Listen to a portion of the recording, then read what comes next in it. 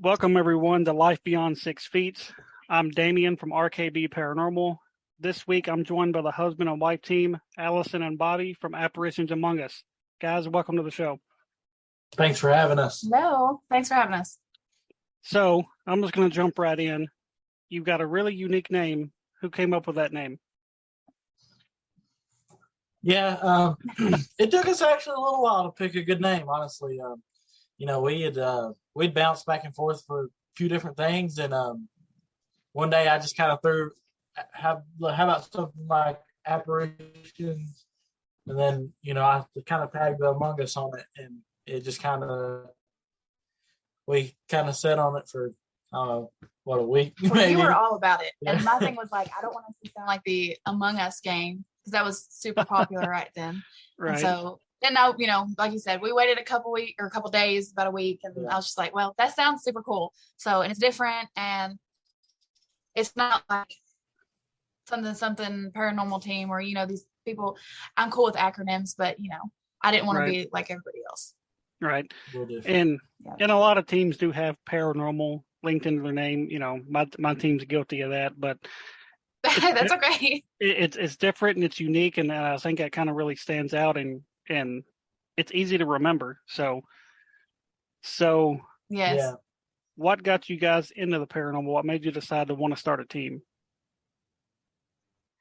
Well, I would say both of us, starting our childhood, really had so a few really big experiences where, we'd really just kind of, started seeing more into the paranormal and like trying to like look into it more as kids. And of course, that was a big phase when, Ghost Hunters for me, and then, now Ghost Adventures. Oh no, I was glued to the TV for Ghost Adventures and Zach Bagans. Like, so, that was as a kid, we grew up watching stuff like that, just kind of progressed, and like I always wanted to do something with, the paranormal, and I believe she did too, and we both. Yeah, I mean, like I remember it was 2008, and I saw the Lost Furnace episode of Ghost Adventures, and I was like, oh my god, people do this, like they go and investigate these haunted places. Like my bedroom's haunted, like I could do this for fun,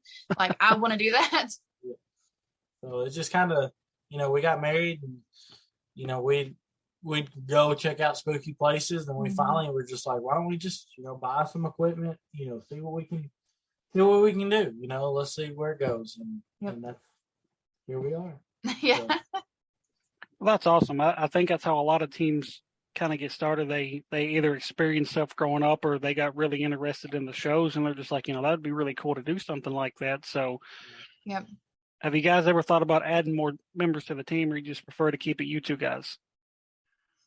Well, we've if you watch our videos, like a lot of times we do have people that are there with us, and we don't mind having guests. But like I would say for the primary team, like it's pretty good just being us. Like we work really well together, and it's easier. It's a better flow. If it's just me and her, kind of, we've got the spot. Unless it was like a lifelong friend, yeah. which we don't really have friends. So, like he said, like we have this flow of doing things, and I especially have a very I don't know. You get what I'm saying? Yeah. Yeah. I don't know.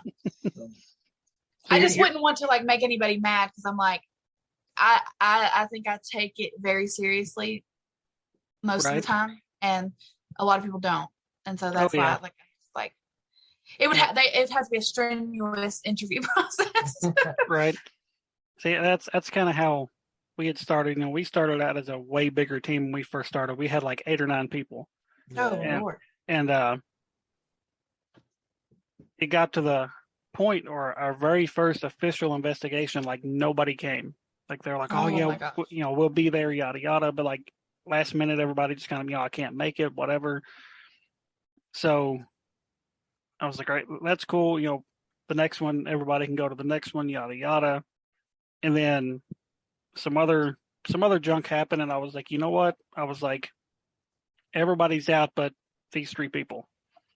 Yeah. And it kind of upset everybody, but at the same time, I'm like, nobody is participating in any of the stuff we're doing. But and it gets expensive too. It does, and I think that might have been a big factor. Like they didn't want to spend the money to do what we needed to do, and I was like, whatever, we'll do it this way. Right. Yeah. And so, for the longest part, it was just myself and my wife, and then my best friend Josh and his wife. So for the longest part, it was just 4 of us, and then we eventually added a 5th member, which is he was one of mine and Josh's longtime friends, and he recently stepped away for the moment. But then I just recently added another one of my longtime friends who's always been into this stuff. So his first official investigation with us is coming up next Saturday. So, and Nice. that's all he's talked about over the last 2 weeks. So he's pretty excited about it. So.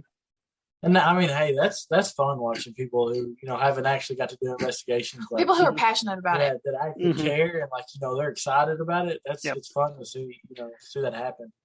And I know you said 8. Like that's I mean, most places we go, like 8 people would be just crowds. Yeah. Yeah. Well, that's because we don't go. Like we try to stick to local places. Well, it's like last night we had at the Montana Drive-In. We had it was us 2, and then 4 employees. Yeah. Which they were super cool. I'm pretty sure all of them were sensitive in some sort of way, which really amped everything up. But that, like, had that been a team plus those 4, oh yeah, it was already crowded with just us. So I think I'm kind of glad it worked out the way it did with our team, because looking back on it now, 8 or 9 people in, say, a small ass jail, you're going to have a lot of contamination. If you have, even if you have a floor in between you, if you have somebody that's a super loud talker or something, it's just, so it all worked out how it was meant to. Absolutely. So about last night, how did that go?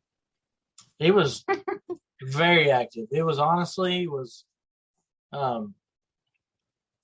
I would say that was one of our better investigations we've had. Like, I'm super excited. We started going through some of the video this morning, already, and like super excited to see what all we've caught, because very much so, as like we captured a lot of stuff. Well, we haven't gone through any of our EVP, or like we just started going through stuff this morning. But like, places can be super haunted or have a lot of activity, but then you go and you record and it's just kind of like dead air. These people love to talk here. So. Yeah, we were getting a lot. I mean, there was some very some intelligent responses and stuff to us, and it was a really fun investigation. Yes, it was good. That's awesome. And it was mostly outside though, right? No, just the one part was outside. Oh, okay. And then the rest of it was, there was a couple parts we did outside. We did the ticket booth, and then we did over by one of the screens. But the rest of it was in, like, they've got a big building that's they do concessions and stuff. Okay. And there's an upstairs where the projectors are and all that. Yeah. So we were in that building mostly. Go ahead and tell them about what happened. Yeah. So, so most of the employees are younger girls, and they do stuff closing down, and the dumpsters are back off to the backside over by the first screen, and so they're kind of out of the way. Like it backs up to the woods. Yeah. So they say we've got a lot of we get a lot of weird feelings here. We hear a lot of stuff, yada yada yada, and honestly, like, how the woods are, like, especially at night. At night, like they're enough to scare anybody, honestly, like, especially if you get to in your mind thinking about stuff. And I'm kind of thinking, that maybe they're, because they talk about where they may have heard a woman scream, and I'm thinking, well, it's wooded, maybe a bobcat, something, Right. I always keep that stuff in my mind because I don't want to just assume, right. and like I want to keep it, everything open. But we get back there, and at first you're met with like an instant like weight on your chest. Yeah, like it's real heavy. It was like almost a barrier. So like as you got up there, you were fine, and then you crossed this threshold essentially. That's a good word. And it was just like you felt the heaviness in the air, and so we're just sitting there, kind of like we start seeing something moving. There's like you can see the tree line. It kind of V's back, and there's like one spot that's real dark, and we kind of, it's kind of looking like there's something crossing it. Yeah. Back and forth. And it's ever so often. Huh. And all of a sudden we hear what sounds like a male's voice. And but it didn't sound like a man. But yeah, it was real deep. It was weird. And it was almost like if you were standing in, outside of a house or something, and you're hearing a conversation and it's real muffled. And you can't make out the words. It's almost like you're standing inside the house and someone outside. You hear someone outside talking. Right, it's just like that muffled, like it's like you can hear there's words being said, but you can't understand what they are. Right. But this is only, what'd you say, 75 yards? I would say 75 yards from us. So if this person's yelling across, we definitely should have understood what they were saying. Right. And so like it keeps going, and like I'm like, who's there? Who's there? And I'm talking back and forth, and like it's like it's answering me in sentences like, ooh. But you can't understand it. It's that muffled. But you're picking up those tones where it's changing words. Right. And all of a sudden, like in that darkness, it's like this. You could see this figure, and it was grayish looking to me, and it was looked very tall and like lanky looking. And like you and a couple of the girls said that it was like almost like waving. Yeah, like flaring its arms. Like it was like to me, it like almost went like across its body like that, like across its head. And like, I mean, it was just.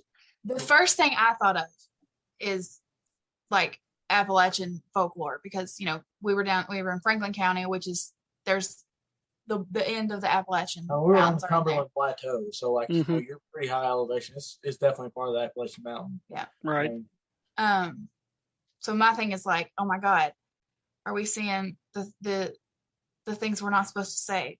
Like I don't even want to say it.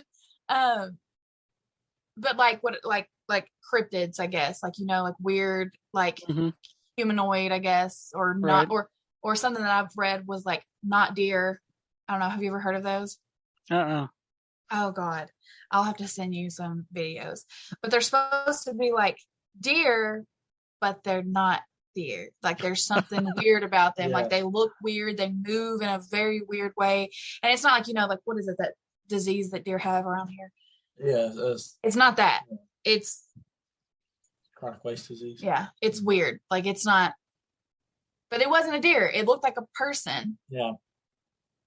But it wasn't a person. And then like as it went on, like in the one that was kind of over more to our right side, it continued, but then something on the left side started almost like it was talking back, and it was like they were closing us in. Yeah, and it was like almost it sounded very similar to each other, like almost identical, I would say. And again, it was still just like that, like you could hear that muffled talking essentially, and like we were like, all right, this may be a good time for us. Well, you were over there with the video camera, and you're just like, oh, asking questions. I'm like, we need to get out of here. Yeah. Like I told, we came home and our mother-in-law watched our babies, or my mother-in-law watched our babies last night, and I told her, look, I have opinions about demons and all that, that aren't, the same as everybody else's. Will I investigate demons? Sure. Negative things, sure. Stuff like that, take me out. Like I am all about the paranormal, horror, being scared. Like I literally go to haunted houses for fun. just to scare me, which they don't. But like, I'm not messing with that. I definitely think. I think it was Native American land. I think that's what it has a lot to do with. Right. I don't know who owned the land before. We're still researching on that. But like the Rotens who owned the business, from my understanding, they're the only ones who have ever had a business there. I mean, I remember when that drive-in was built. Yeah. So it was just wooded before. And I know that we have a lot of, the Trail of Tears went through this area. Mm-hmm. So I don't know. I think it correlates. Who knows? Yeah, it definitely could. It very well could. And the Native Americans, they don't mess around. They no. So it wouldn't surprise me if it wasn't connected to that somehow. And that's super cool. Y'all got to witness something like that, even though it kind of spooked you a little bit. That makes me want to pack up and drive out there just to go to the woods. Yeah. So. Yeah. No, I mean, like, I don't know. I'm kind of skeptic about cryptids and stuff like that. I know, I think that all legends have some truth to them, mm-hmm. but, for the most part around here, it's folklore. And I've never met a person who has actually seen something like that or experienced something like that. And right. so to see it firsthand was just next level. It definitely was. I mean, it was a very negative feeling too. Like, not just, at first it was heavy, but like the more we stood out there, like well, when we walked away, it started hollering. Yeah. Like it wanted us to come back. Yeah. Basically. Oh, wow. That's the vibe I got. Like it was just like you thought that it was following us. Like I kept hearing, it's almost like stuff was coming up behind us, faster and faster. And then I hunt. I don't know, if you got any experience hunting, but deer, if you spook them, they'll blow. Mm-hmm. And they'll blow, and like they we'd been out there, walked right by the edge of the woods, and when we were walking back, there was a deer that blew at us, and I thought that was very strange. What changed from us, in that 5 minutes or however long we were out there, we were probably out there 10, 15 minutes. Yeah, because we weren't being quiet. It's not like the deer should have known we were there. It was very odd. Mm-hmm. So. Well, I'm anxious to see if y'all captured anything, either video or audio wise, just of that alone. I hope so. That sounds really cool as hell, man. Yeah. So when you guys do these investigations, do you have like a plan in mind, or you just kind of go in kind of blind and be like, what, we're just going to just kind of get a feel for the place? Because like when we go somewhere, sometimes we'll know a little bit of the backstory of the place, but we don't really ever go in with a plan. We'll do our walkthrough, and then we just kind of walk the building ourselves to kind of get a feel for it ourselves. And then we just start, whether it's with the EVP session or if we just start with dowsing rods, we never have an actual plan. We just kind of go for it. So do y'all have like a plan in place when y'all go to places, or y'all just kind of play it by ear? We kind of play it by ear. Yeah. We try to look up and research like the history of the land or the building or whatever, things that may have happened around it. But, like down here, really in Tennessee, like shit around here is old, and it's really hard to find information on it. Oh, yeah. And so like last night, like I mean, we knew of a couple people who had passed away, one person in the building, one person in the road. And that's it, really.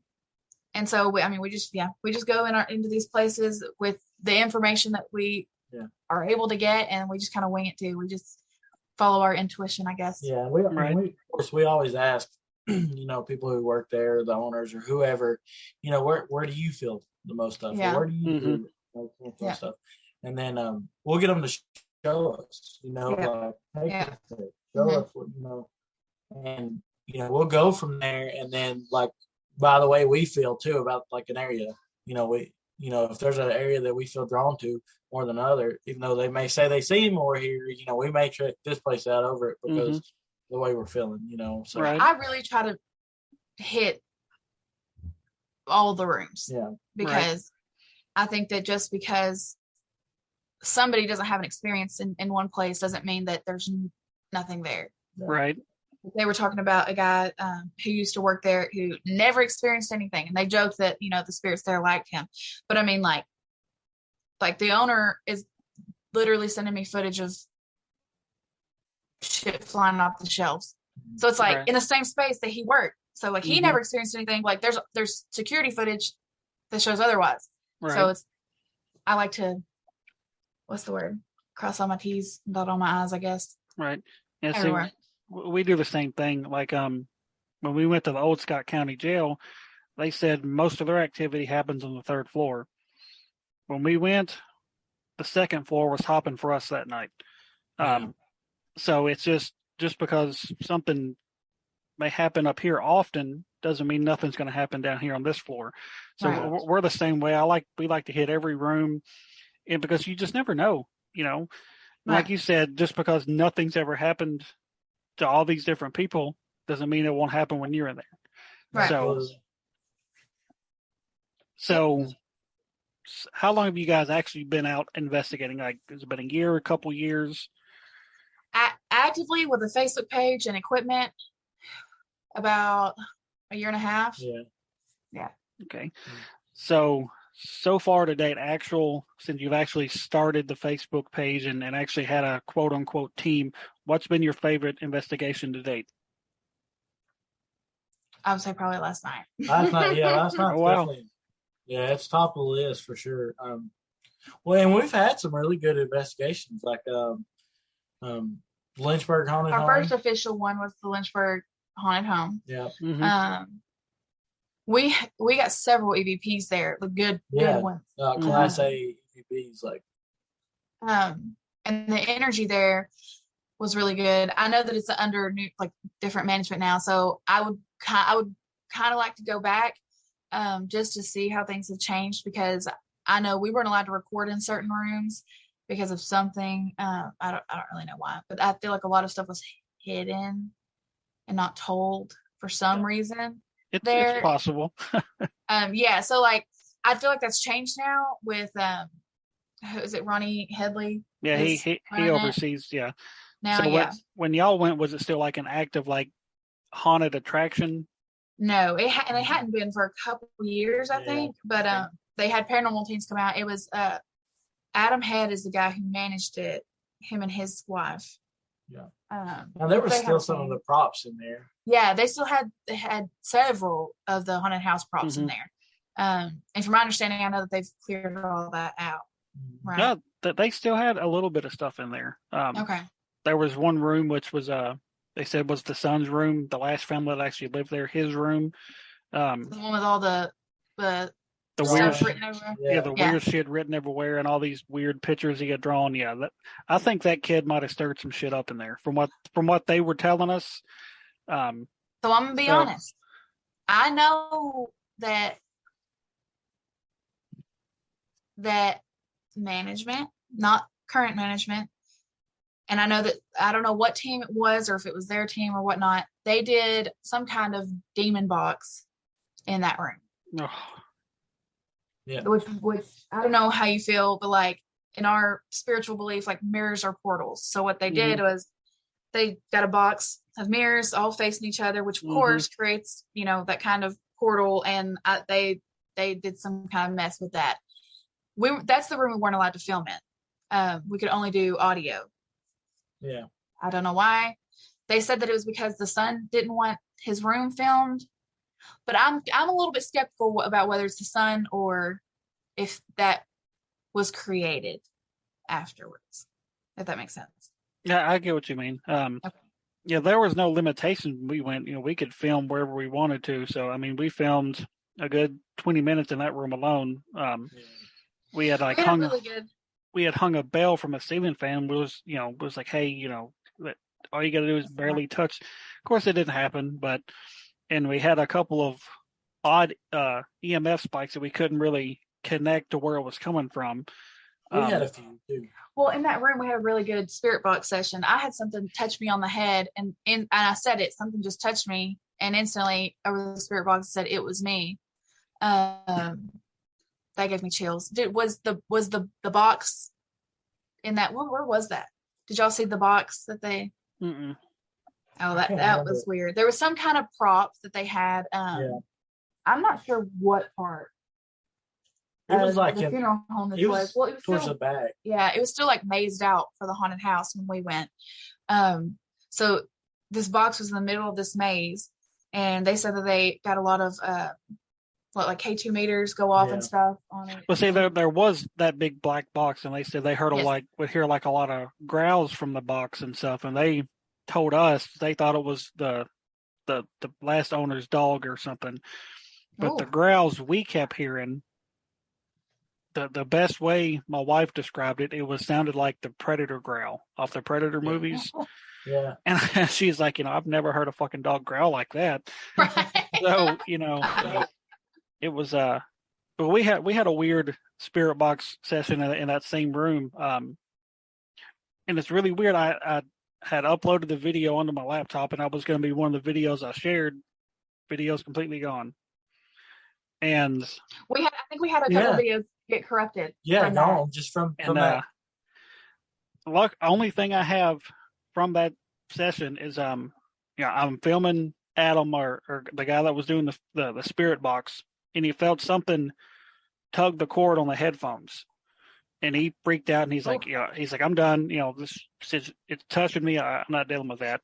And I go back and, the next day, and I'm reviewing it, and you can see the cord looks like something like pulls on it, like it moves. And I'm like, I'm hardcore looking at it, and I watch it 15, 20 times to make sure he didn't move or like his leg didn't twitch. Dude, like, never moves at all. And like you see it kind of like pull down, like something like pulls down on it. And I have that little bitty clip saved in my Snapchat because I sent it to a couple of people. But that's all I have from that session because like the video just disappeared.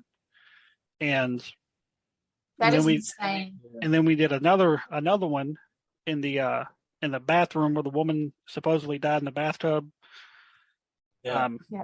We had an interesting one in there. We kept getting the one upstairs. Yeah. Okay. It has like the old timey bathtub in it, and yes, right there, it's close to the elevator too, right there. That like, is that right there? Is that the one? Let's go ahead. Yeah. Okay. So we're filming, and we're running the SLS camera, and at one point this big tall figure like maps in, but like right beside him. It was like 7-8 foot tall.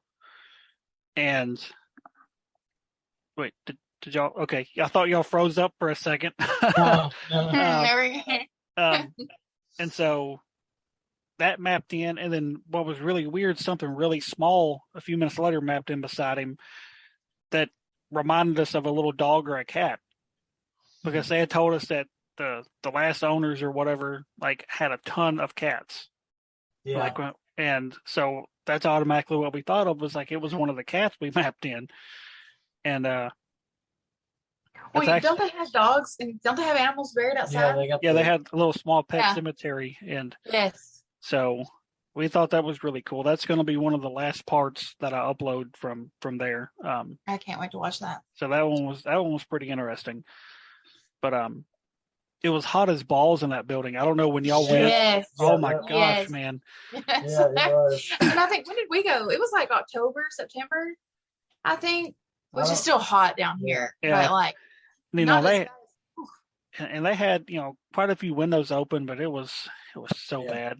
So I've told everybody, I was like, next year when we plan all these different investigations, we're going to find out who has electricity and like AC air and stuff, and the places that don't, we're going to try to book them like in early spring or late fall. That way it's not as hot.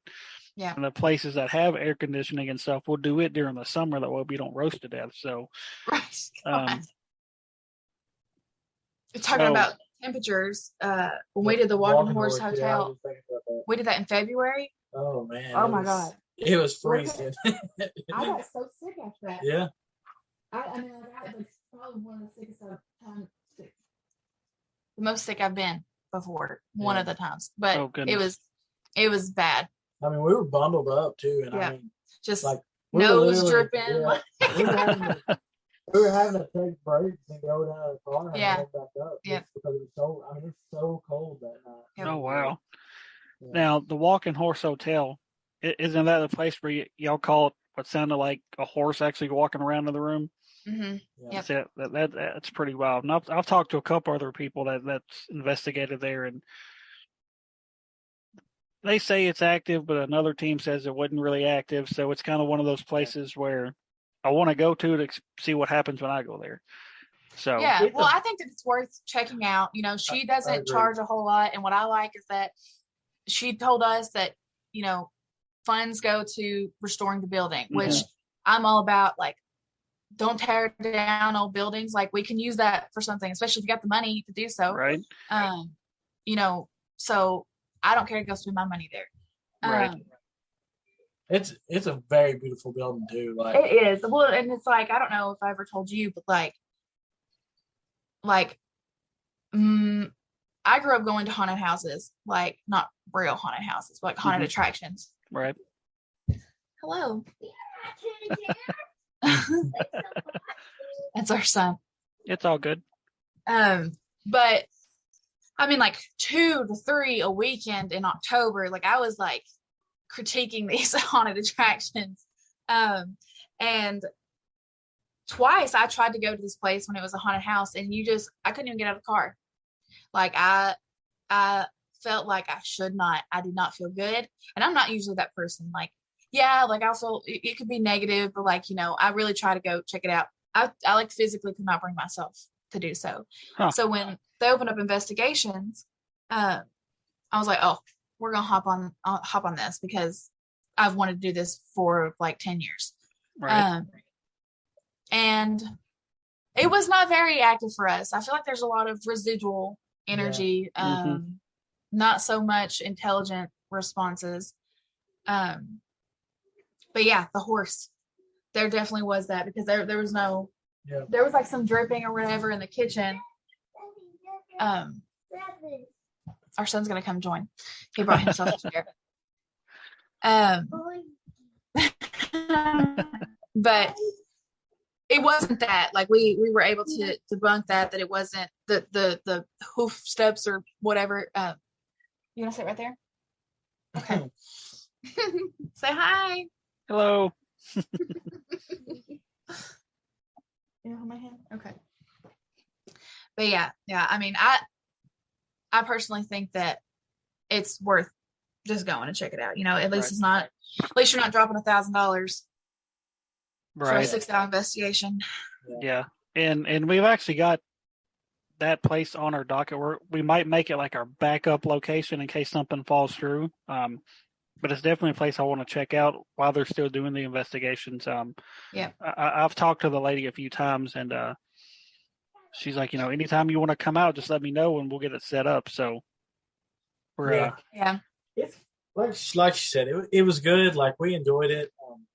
It was very cold that night, so like, you know, the investigation as a whole was, you know, probably cut shorter than what we would have wanted. Well, you know, the lack of activity coupled with the cold, it was just kind of like, let's just. It's like beating a dead horse. I didn't want to stay there and, you know. Right. Yeah. We had been to all the rooms that were supposed to be super active, or they got a whole lot of stuff and spent a long time in there. And, you know, my biggest thing is respect. I respect people, like, you know, I respect spirits like I respect people. And I'm not going to just sit in there. And if there is something in there and they're clearly not responding, I'm not going to continue. And you know, you'll have nights like that, which a lot of people don't understand that that it doesn't always happen when you want it to, and it doesn't happen when you ask it to.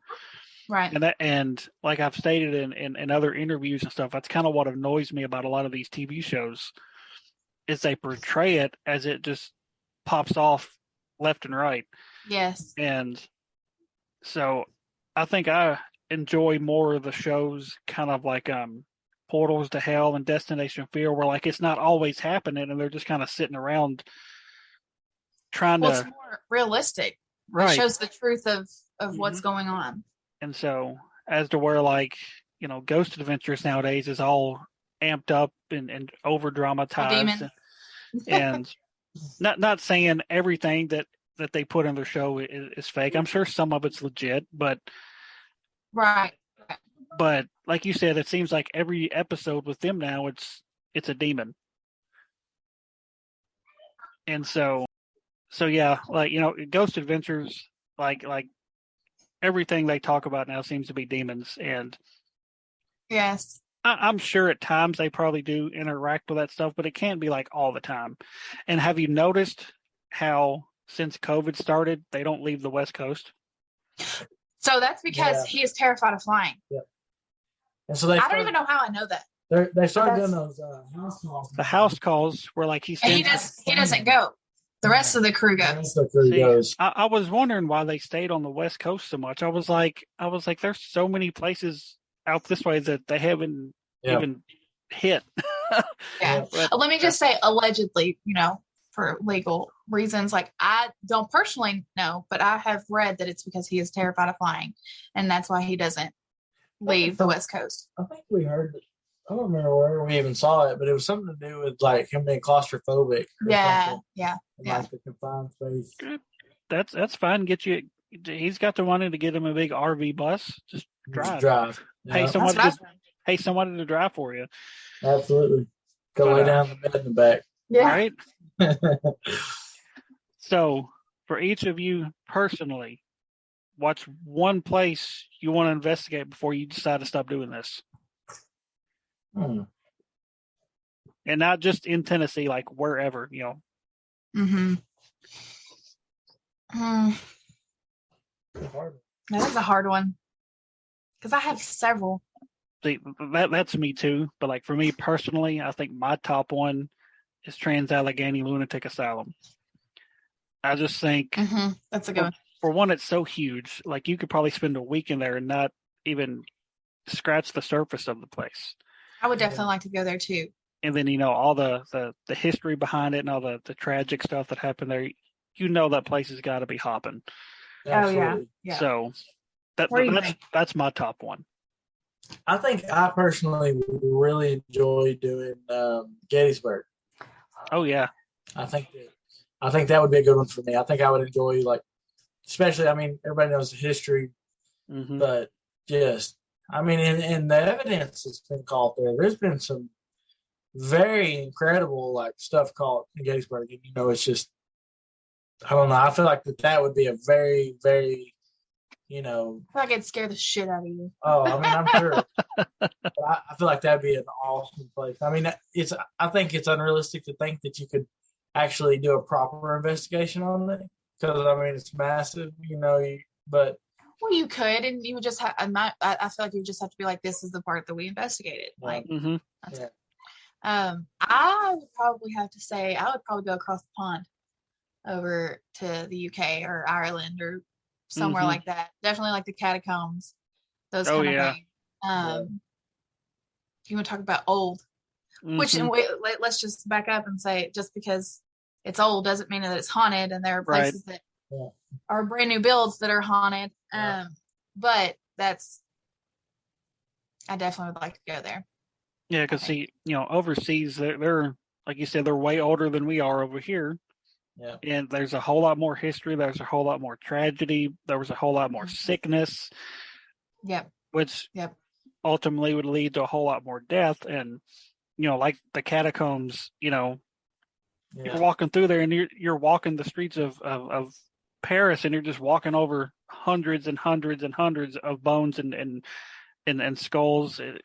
What's got to be hopping over there at some of these. Oh yeah, absolutely. Or like the Middle East, somewhere somewhere like that where, I was in Iraq and I was in between the Tigris and the Euphrates, where they meet almost, and that place over there, you can feel the difference, you can tell how much. There's no telling how much bloodshed is right there, in that spot. Just centuries and centuries and centuries. Well, just human energy. Right. And it's an unreal feeling, honestly. I had an experience while I was there, and and it was very.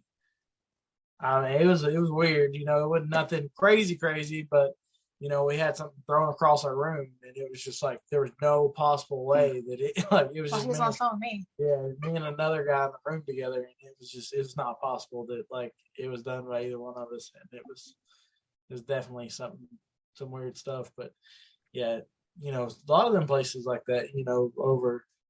I mean, really, think about where humans come from, as a species, there's no telling. Yeah. No telling what's happened, that we don't know about. What kind of tragedies has happened. And Right. So with you being in Iraq, I would assume you was in the military then. Yes, sir. All right. Well, I want to stop for a second to say thank you for your service when you served. I appreciate it. I was hoping you would say the military and you didn't just go over there on a vacation. So no. No. Now, however, I did have a buddy that was in Afghanistan my second time that was not in the military anymore. He was there, so. Was he on a contract or anything? No, he was hiking. So I think I could think of better places to vacation, but Right. So is there any locations that you've read about or watched videos of that you're just like, I'm not going to go there. I can't do it. Mm-mm. Nope. Mm-mm. Bobby? Trying to think. Send me to the portals of hell. That's where I want to go. I'm really afraid of dolls. So I feel like anything out. I don't think I could go around that. I tried to convince him to go to the Warrens Paracon. Because we could go see their museum, right? No, right. He will not go. I'm a little. Well, oh my God, what's his name? The guy who from The Devil Made Me Do It. Yeah. What's his name? I don't know. The guy who got possessed. The whole story's about. He's going to be there speaking this year, and I was like, oh my God! Wow. Like the actual guy that the movie's about. Yes, we have to go see him speak. And he's like, I don't think I can bring myself. But again, I feel like I have a little bit different opinion on demons and stuff like that. So I don't think it was a demon that necessarily a traditional definition of a demon that possessed him. But yeah. So there's no places off limits for you. See, the one place that she's told me about anyway that my wife refuses to go, which is up there on my bucket list, is Bobby Mackey's. See, look, that popped in my head. I want to go there so bad. It's because of what they say on television. And I'm like, I was like, you can't believe everything. I was like, maybe there is some really evil shit there. I was like, but she's like, I'm not going. She goes, you can go. She goes, but if you go, she's like, you can't come back in this house until you're saged and holy watered and all this other stuff. So she goes, I don't want you bringing nothing like that into the house. And which of course we have stuff going on here anyway, but it's nothing to the point where like, okay, we got to move. We need a priest to come out here, any of that stuff. So It's just your typical, knocking on the wall. Yeah. We hear whispers when we know everybody's asleep, or we'll hear walking through our hallway and we'll check the cameras. Everybody's asleep. Few times we've had some stuff knocked off the wall and off the counters. That's probably been the craziest shit that's happened. I would say so. Yeah. The first time it happened, I was at work and she had messaged me. She's like, hey, we bought these bag of peaches yesterday. They just went flying off into the floor. I was like, what are you talking about, man? She's like, she went on to explain it to me. And when I got home, because our kitchen counter, we live in like an old ass trailer. And so the counter is kind of slanted. I was like, they probably just rolled off. She's like, no, they didn't just roll off. And so she had them sitting back where they were. When I got home, I'm the type that wants to try to debunk stuff before I just automatically say, okay, that's paranormal. And so as you should be. And so I'll walk over there and I'm pounding my hand like around this bag of peaches and they never fucking budge. Like not even a centimeter. And I'm like, okay, I was like, well, it could be something. I was like, but I didn't witness it. And the kids are the ones that seen them fall off. Right. And then there was another instance. she worked from home at the time, so she was back here working, and she was on a phone call, and she heard this loud crash.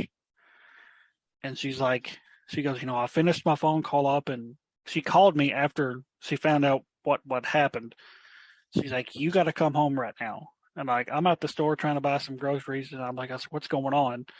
She's like, you got to come home right fucking now. I was like, what? I'm like, tell me what is going on. I'm like, you're freaking me out. And she's like, I heard this rustling in the kitchen, and then I hear a loud crash. She goes, I get up after the call. She goes, I walk the house. I don't see anything out of place. She goes, until I turn around and walk back to the bedroom. And we had these 2 pictures that had been hanging up in the kitchen for like 8 months. Yeah. One of those pictures had fallen off the wall. And by the time I got home, she had unhung it back up. And like I said, trying to debunk it, I pulled it off. The nail had never shifted, like it kind of gave way or anything. It was still like sturdy in the wall. And, again, I pounded and pounded on the wall, and it finally did vibrate off after about 7 or 8 hits. But I'm like, that much. Right. And I was like, you sure there was no like big truck that drove by? She's like, no. She goes, I would have heard that. And so that happened. And then just here, I guess it was just a couple of months ago, we're sitting in the living room watching TV, and our oldest is sitting at the kitchen table. And I seen it when it happened. We had a hat sitting on that kitchen counter. It went flying across the living room. Mm. And I'm like, what the fuck? She goes, what was that? I was like, that hat just got knocked off the counter. I can only imagine. And so I was like, okay. I was like, I got to figure this out. I was like, maybe it was sitting like on the very edge of the counter and just slowly just sliding off. Yeah. And so I just kind of slowly pushed it off, and it landed like straight down. It's like, that's not where it landed. So I kind of popped it a little bit, and where it landed that time is where it landed when we seen it fly off. Right. Like something just walked up and said, nope, not on my counter, and just knocked it off. So, right. But other than those 3 things, it's normally just like we'll hear whispering or knocking on the wall or hear footsteps. It's nothing. We've more or less just gotten used to it. So, and I think the craziest thing, my wife's kind of a sensitive to some of this stuff, and she swears up and down that my aunt that passed away a couple of years ago, like occasionally drops in. I believe it. Yeah. And what's wild about this is one night we was hearing some stuff from the bedroom. So we get up. I was like, let's turn on the REM pod. Turned on the REM pod, set it on the bed, turned on one of our EMF detectors, set it right beside it. And we just started asking questions, and it would light up occasionally. And she goes, I think your aunt's here. And I was like, well, we're about to test this out. So I was asking multiple choice questions. I was like, if this is you, was your favorite show this? Was your favorite show this? Was your favorite show this? And it lit up on their favorite show. I was like, okay, her favorite show was Supernatural. I was like, okay. I was like, that could be a coincidence. I'm going to ask another one. Yeah. Was your favorite football team? And I named off 3 teams. It lit up on her favorite football team. I'm like, okay. Yeah. Still, I was like, I'm still not 100. I asked probably 10 or 12 questions, and 98% of those answers lit up on what the correct answer would have been. And so that is insane. So if it was her, she was, and what's crazy about that, she passed away of leukemia. And at the time, before me and my wife got together, I was living at home with my mom, and my aunt was living with us. And when she found out the cancer had came back, and they was like, it's way more aggressive. You've got maybe 2 weeks to live. And of course, we was all pretty emotional and stuff. And she was like super excited when I started this team, because she was like big into this stuff, loved watching Ghost Adventures and all that. And when she found out that the cancer was back and she wasn't going to live much longer, to kind of, I guess, break the tension a little bit, she goes, when I die, she goes, I'm going to haunt you to make sure your team gets gets her name put out there. And of course, I kind of laughed about it, and she laughed about it. My mom didn't like it, but right. And so occasionally, I think she does pop in, just based on because we'll occasionally smell like a real strong cigarette smoke smell, and none of us smoke. Right. And she was like a hardcore smoker, like up until her last days where she was able to move around. She was going outside and smoking, and so we think she occasionally drops in. So, and you said you have stuff happen at your house. What kind of stuff goes on there? We try to keep it pretty. Like I keep my house on lock. Yeah. like we're very spiritual people, so we practice different things. So like we're all about protection and stuff like that. Right. We've got stuff up on the walls that's supposed to do that. Like we do like ancestor veneration. So we work with our ancestors and ask them to protect us, or universe, God, whatever. Same thing. So things stay pretty chill, and they've been pretty chill lately because I've kind of closed them out. I don't know about you, but I feel like he's sensitive too. Mm-hmm. And you experience your own things, but I feel like the things that I experience are more outward. Does that make sense? Yeah. Do you agree with that? Yeah. Like as of lately, I've had these things try to crawl up in the bed with me. Oh shit. I literally did a whole banishing ritual, get the hell out of my house. Right. Like to the point that I used to sleep on one side of the bed, and now I sleep on the other side of the bed, and I still haven't switched back. That's my thing. Is don't mess with me. Don't mess with my kids. We had something that used to hang out in my daughter's room, and we had it was the Xbox. Yeah. So she could watch Netflix and stuff like that in my room. And so with an Xbox, you just kind of have to swipe your finger, touch the little thing to turn it on. Mm-hmm. It's not just going to turn on its own. Somebody has to touch it. Right. We would be in the living room, and it would just be us. Was this I think our son was a baby. Yeah. Mm-hmm. So he's obviously not doing it. We'd be in the living room, and you would hear it do-do-do, come on. And then it would go off. Yeah. Which means that something had to touch it again. And there was nothing in there. I mean, she wasn't even in there, and there was nothing around it. There was no way. And I remember I went in there and I was like, get the fuck out of my house. Right. I don't care that you're here. But don't do scary shit. Right. Don't scare me. Don't be spooky. I know you probably think it's funny, but don't do that. Yeah. I all the time hear people walking, especially in the bedroom at night, around the foot of the bed. Mm-hmm. I hear people the night before last, since all this stuff has happened with my son and his health and stuff, I've he's either been sleeping with us or he's been sleeping in his bed in his room. And so the night before last, they were sleeping in his bed, and my daughter wasn't here with me, and I heard piano music playing. I got up and looked everywhere. I made sure no phones or tablets or TVs were on, but I could hear it. It was just a little faint, da-da-da-da-da. I don't know. It was. That's crazy. And I don't know if my daughter heard it or what. Or if it was more so a clairaudience kind of thing. Right. But we hear footsteps in the house too. I don't think we've ever had anything physically move. No. But that's because I'm very strict. That's what I was telling the girls last night, because they felt uncomfortable at the drive-in. And I was just you just gotta tell these spirits here, you gotta set boundaries with them. And that doesn't necessarily mean that they always follow them. And if they don't, then we'll take stricter actions. But that's just the way that I believe, I guess. I don't know. Right. Yeah.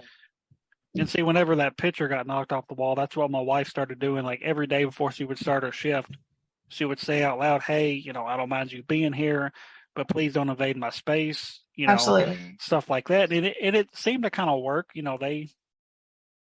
If they would do anything, it'd be more or less at night when we're just kind of relaxing and most of the activity always seemed to be coming from our bedroom, which I'm like, great. That's where I want to sleep. That's where I want to be left alone.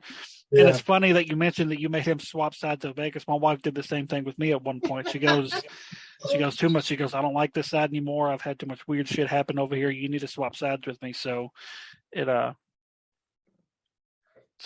pretty wild stuff. So what do you guys have coming up? Any fun investigations lined up yet? We don't have anything booked, but we really want to go check out the Drish House in Tuscaloosa. Yeah. Mm-hmm. We're trying to get into some places in Lincoln County where we live, but nothing's set in stone yet. It's just trying to, Yeah. Right. Look at the calendar kind of thing. Yeah. Right. But yeah, at the Drish House, I want to go there for sure. It's definitely an interesting looking place because I looked it up whenever you told me about it. I was like, that's just a unique looking building. Yeah. In general. So, yeah. If y'all ever get the chance, the one place I would recommend going is the old Scott County Jail. I mean, you've seen the video of what happened to us, but they've posted other stuff on their Facebook that other teams have captured, and that's just like a hopping place right now. And we're going back in a couple of months, and we're pretty hyped about going back. Yeah. We also, we're going in with that mindset that what happened last time probably isn't going to happen again. Yeah. And it's more or less we're going in. We're pretty much going in with the expectation that chances are nothing's going to happen. Yeah. And so we're pretty hyped about that. And y'all are going to be part of the convention in October too, right? Yes. Yep. So we'll be there.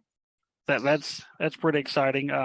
So we'll actually finally get to meet each other in person. So that's pretty cool. And it's going for like 2 great causes, which I think is awesome. Yeah.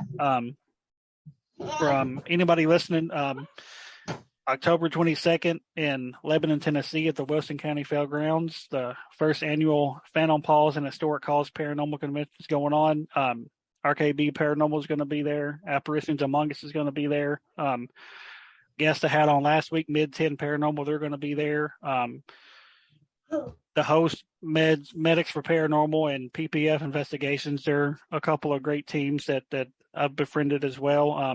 They're the host of it. And all the money that they raise from the ticket sales and concessions and everything is going, they're donating part of it to a senior dog sanctuary, which I think is awesome. Amazing. And then they're donating the other half to a haunted historic location to kind of help get it restored and stuff like that, which I think is super cool. Absolutely. So what all social media are you guys on if somebody wants to look you guys up after this interview? Facebook, Instagram, TikTok, and YouTube. Okay. Yep. And that's just Apparitions Among Us? Yeah, it'll probably be AAU Paranormal. So, yeah, the first letters. Any plans to get like an actual physical website up yet? We've talked about it. Yeah, I've built several websites. I had a metaphysical business, and so I know how to do it. It's just Because I was fixing to say it's super simple. I want to have a good amount of stuff to put on there, and then we don't really do residential investigations, so I feel like until we're at that space to do that, then we might. He's wild. Oh goodness. Yeah. I also wanted to say too before we go, I don't know how you feel about this, but check out Save Waverly Hills, SaveWaverlyHills.com. I'm not sure how you feel about that, but very pro Save Waverly Hills. I am too, from everything I've seen and read about. I hope the rightful owners get it back soon. because that place holds a special meaning to me. Growing up, the team is named after one of our best friends that was killed, and he introduced me to Waverly Hills. He's like, "Man, check this place out. We need to go there one day." And so when he passed away, that automatically jumped to the top of my to-do list. I was like, I've got to get here. Yeah. And you talk about dream locations. But I will not go. I refuse to go until Charlie and Tina. See, I was fortunate enough to go some years back. I went for the first time in 2017, and then I went twice in 2018. So I went like 3 times in like 13 months. Yeah. And experienced different shit every time I went. That's so great. I love it. And my mom went with me the first time, and she went in kind of as a skeptic. But when she came out, she's like, I believe. She goes, this shit's real. Yeah. And so, I mean, that place means so much to me. I have it tattooed on my chest. Yeah. So, and that's like probably my wife's top spot is Waverly Hills. And I was like, when all that drama gets settled and, it gets back in the rightful hands, it's like, we'll definitely go up there. Yes. But until all that gets settled, I'm just like, I'm just going to have to wait it out. And so. Absolutely. And it sounds like their time's coming from what I keep gathering. And I'm like, if these people that's in there now, if they weren't sketchy, I was like, why would you constantly block all these people from commenting, delete their comments? If you had nothing to hide, why do that? That right there. Look, I'm blocked from my personal page, from the Apparitions Among Us page. I'm pretty sure they have me blocked on TikTok and Instagram too. And that's what you said is exactly right. Like, if they have nothing to hide, and they're the ones in the right, then there's absolutely no reason why. Right? You would let people speak their mind, give their opinions, and just move on with it. But I don't know. That's one of those wait and see games right now. So fingers crossed it gets back to the rightful owners soon. So yes. Well, guys, this has been an awesome interview. We've had some great entertainment behind you guys as well. So he's always happy. Everybody loves that. Oh yeah, it just shows he's feeling good, and that's awesome. So, we're going to go ahead and wrap this up. At some point, we're going to have to get teamed up with you guys. Absolutely. Yes. For sure. Because I know there's some locations that y'all told me you want to go, but financial wise, it's hard with just basically 2 people. So, and basically, I stay at home, so it's basically 1 person. Right. So, and some of these places you have to have more people because it's so big, and the price is so like outrageous. It's like you can't go in there with just 2 or 3 people unless you just have a ton of money. Right. But it will definitely have to figure out a place to team up with you guys and somewhere super close. So, we don't have to travel very far. You don't have to travel very far. So all right, guys. Well, we're going to wrap this episode. I want to thank Bobby and Allison from Apparitions Among Us for joining us this week. Look them up on all their social media sites. They got some cool videos out. The one with the horse walking, that one just trips me out. That one's really cool. So like I said, look them up on Facebook, Instagram, TikTok, YouTube. They got it all. So guys, thank you. Thank you for having us. Thank y'all.